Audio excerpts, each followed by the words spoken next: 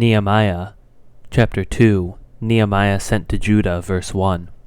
In the month of Nisan, in the 20th year of King Artaxerxes, when wine was before him, I took up the cup of wine, and gave it to the king.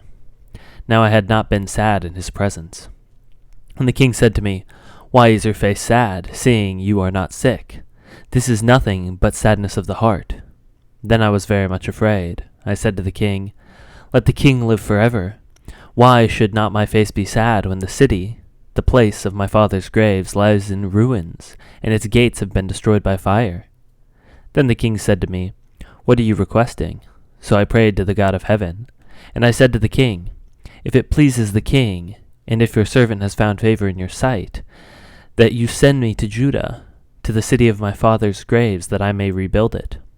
And the king said to me, the queen sitting beside him, How long will you be gone, and when will you return? So it pleased the king to send me, when I had given him a time.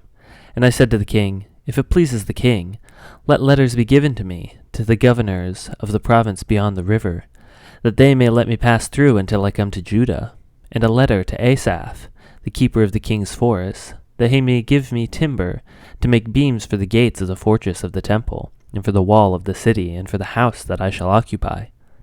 And the king granted me what I asked, for the good hand of my God was upon me. Nehemiah inspects Jerusalem's walls, verse 9. Then I came to the governors of the province beyond the river, and gave them the king's letters. Now the king had sent with me officers of the army and horsemen. But when Sanballat the Horonite and Tobiah the Ammonite servant heard this, it displeased them greatly that someone had come to seek the welfare of the people of Israel. So I went to Jerusalem and was there 3 days. Then I arose in the night, I and a few men with me, and I told no one what my God had put on my heart to do for Jerusalem. There was no animal with me but the one on which I rode.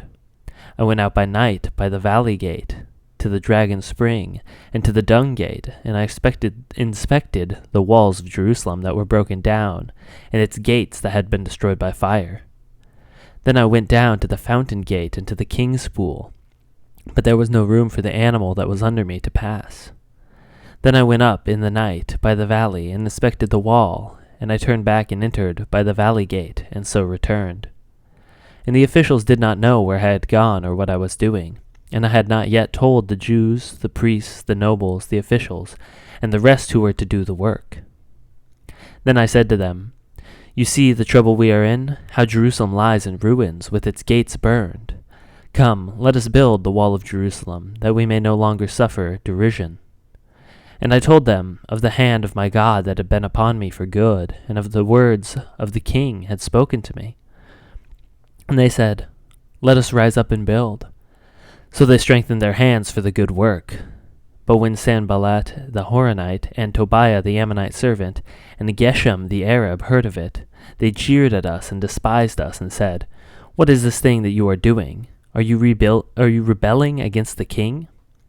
Then I replied to them, The God of heaven will make us prosper, and we his servants will arise and build, but you have no portion or right or claim in Jerusalem.